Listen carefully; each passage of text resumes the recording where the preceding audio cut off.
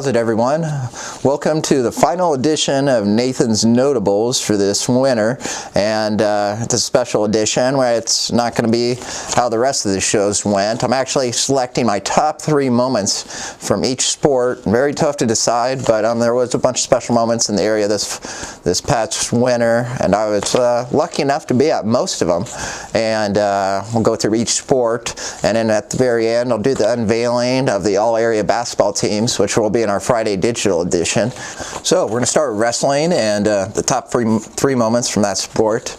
And number 3 moment for me was when the Garfield family got together for the triangular that also involved Syracuse here in Fairbury this past January.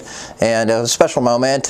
Garfield's Jane and Jim, their parents, they wore split t-shirts, as you'll see in the image here, and they got together. Garfield, Darren, Central City head coach, he got ahead in the series of Derek. It was their 5th meeting in a duel between the twin brothers, and Darren's now ahead 3-2 in the series after Derek took an initial 2-0 lead earlier in their careers. And it was fun to be a part of, fun to interview them. We have interviews of both of them and their parents on Fairbury TV. If you haven't checked those out, you should give it a quick look. And it was a special moment, and just kind of it wasn't about the result, it was about actually who was involved in the moment, and you don't get to see that very often in sports. And number 2, at state tournament, Thayer Central 113-pound freshman Brenner McLaughlin, he was lost in the quarterfinals, had to win 2 matches to place, and this match against Ellis and Winside's Caden Ellis, he was tied 1-1 in the final seconds, and he got a takedown to secure the victory. And he was down 1-0 about 40 seconds to go. He got a stalling warning on him by pressing him, taking shots, and then he kept going, got another stalling call on him to tie the match with about 20 seconds left. And then this takedown, as you'll see, was with about 4 seconds left to win the match. His dad, Lathan, was in the corner. Special moment, and he's only a freshman, so bright future for him, and just savvy beyond his years, wrestling savvy, to be able to get that stalling point, get that takedown, knowing the situation. And it was a great tournament for Thayer Central and a great moment for Brenner McLaughlin. And number 1, it was Ace York securing his first and only state medal in the quarterfinals against Cozad's Westcote, and he in the final, in overtime, he got a takedown, and it just so happened to be Ace York's 100th win. I mean, how appropriate is that, to secure a state medal and get your 100th career victory in the same moment? And then he went on to take 3rd place, lost in the semis, and then won the consolation semis. And that was, and then he qualified the year before, but that was a special moment for him. He was the 14th Fairbury wrestler to join the 100-win club in the school's history, and he ended his career with 102 wins, which puts him 13th on the all-time win list. And Garfield's reaction, it just doesn't get better than that. If you know Derek Garfield, he is candid and just wears passion on his sleeve, and gotta love it. All right, so I'm going right into girls basketball, and I was only on one of these moments, but it was sure a special one. We'll start at number 3, and that's Thayer Central. They beat Class D2 state qualifiers Sterling 40-29, rather dominant victory. That was back in December 15th. That was their 6th game of the season. Sydney Hovel, she scored game high 16 points, and she led them in scoring all season. She's only a junior, and she'll be back. That was a big win for them at the time, and they set a school record this year, the Thayer Central girls, with 13 wins in their season, 13-9. Just a great year to build that program up, and it was good all around. Andy Long, Clint Hovel, their coaches, they're building that program. They're doing something special there. So that was a good moment for them, and they actually ended with the best record out of all area girls basketball teams. And number 2, Fairbury girls basketball upsetting Auburn, and I find it interesting they were able to beat them in volleyball after not beating them for about 6 years, and then they were able to beat them in basketball too. So that was just fantastic. I was not at that. That was on the Bulldogs' home floor, and that was in overtime. They outscored Auburn 8-0 in overtime on their home floor. Big time performance. Ellie Oldie, she scored 13 points, and I believe that was her second highest point total of the season in that game. That was a big game for her. Sarah House recorded her 8th double-double of the season at the time with 12 points, 13 rebounds. She was dominant all season, and so that game was the second best moment for girls basketball in the area this year.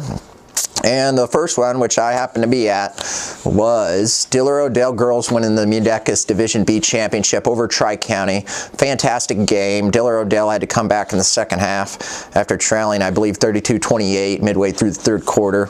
Emily Swanson played a big part down the stretch for them. She scored 9 of her team high 11 points in the second half, and 7 of those came in the fourth quarter. And that was the first Mudecas title for the Diller Odell girls since 2006, according to head coach John Moore.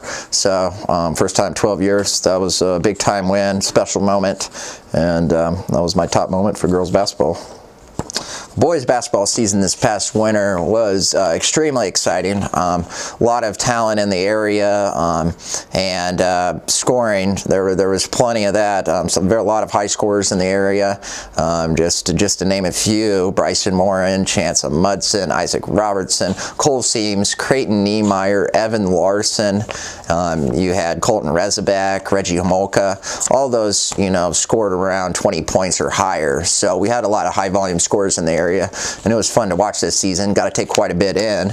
And my number 3 moment, I guess it was moments, but Cole Seams had 3 30-point games. Not one player in the area had one 30-point game besides him, and he was the only player to reach that total. Did it 3 times. Scored 36 points against Parkview Christian on January 15th, 32 points against Sutton on February 21st in the district title game. And he scored 31 points versus Florida's Central Catholic, and that's just impressive in itself. If you see him, he can get in his almost Steph Curry-esque mode where he just scores no matter what shot he takes, hand in his face, three-point line, wherever he's going. He gets in that zone as shooters do, and and I was able to take one of those games in versus Sutton. As you'll see a few highlights here, he can really stroke it from deep, and he's just a phenomenal player. To put in perspective, Jackson Hirschfield, Centennial's returning All-State player, one of 2 first-team All-State returners. According to the Lincoln Journal-Star, he scored 6 30-point games as a senior this past season. Well, they still have the state tournament coming up, but and Seams scored 3 as a sophomore. So bright future, and he's only about 5'9", 5'10". You look at his dad, extremely tall, and he's going to have a really bright future. I foresee him playing college basketball, but man, what a phenomenal athlete, phenomenal basketball player. Really fun to watch him. If you didn't get to watch him, you need to in the coming years because he's a special player. Number 2, Wilbur-Clatonia had their best start to a season since 2009-2010. They won 8 games to start the season, and to start their first game, they beat Tri-County on their own home floor to start the season, 57-46 win. It was a shocker to me, as us at the Fairbury Journal-News selected Tri-County as our area team to watch this fall, or this winter, I should say. And they very physical squad, Reggie Homolka and Braden Whittington down low, and you had Colton Rezabek and Hunter Chervney. Thing about that team was they were very balanced. They had 5 different players score in double digits, and I believe each of them at least scored 15 points in that group, and they were also a very fun team to watch, physical team, and I believe they ended the season with a 14-9 record, I believe, and so they had the second best area record for area basketball teams. And top moment, Tri-County defeating Freeman in the Mudecas semis, and they beat them 41-39. Freeman missed a last-second three at the buzzer, and Tri-County held them off, and that was a very defensive game. Tri-County was purely outsized. Freeman had about 3 players over 6'4", and I believe Chad Niemeyer is the tallest Tri-County player at 6'2", so they were very outsized. Freeman was ranked 3rd at the time. Tri-County was 5th, I believe, and they did that. That was very impressive. Cole Seams, of course, scored a game-high 20 points. Lucas Weiss scored 12 points, and Seams hit 5 3-pointers in that game. That was a big win. I sure would have loved to see that Mudecas championship game against Falls City Sacred Heart. That Mother Nature's just been throwing a wrench in things, and continues to throw a wrench in things for the past 6 weeks or so. But it was a great win. If you were there, I got a little video here of them winning after celebrating. It was a great moment to one of the top 3 seasons in school history, according to their head coach, Corey Jensen. And last but not least, swimming and diving. And had quite a few Fairbury athletes go out Fairbury in swimming. And there's a lot of great moments from them. I was able to take in about 3 swim meets, 3 or 4 this year. A lot of talent, tremendous, and leads me right into number 3, and that's Colton Stark. He qualified for 4 events at state, 2 individually. That's impressive in itself, and while he didn't make the finals for any of them, it was a tremendous performance from him. He swam his personal best in the 100 fly, and if you were swimming a personal best at the state meet, that's big time because there's a lot of nerves and a lot of pressure on the line, and he was only 0.65 seconds away from making the final in that, and it was very impressive. He finished 19th. Rumor is he's going to swim in college, so you have to stay tuned to where he's going to sign. That'll be in the coming weeks. And number 2, the Learman sisters, Mikasa and McWinna, they set the school record in the 200 medley relay at state. Maya Moran and Crystal Kraft were also on that team, and they finished in 14th place, which was in the consolation finals of that race, and they had the 16th fastest time in prelims, just made it in, took 14th, and you get a, finish in the top 16 together at state. Sisters, Mikasa, she's a senior, she's going to graduate. Great moment for them. They share that school record together, so I suspect that'll stand a little while. So that was a great moment for them at the state meet.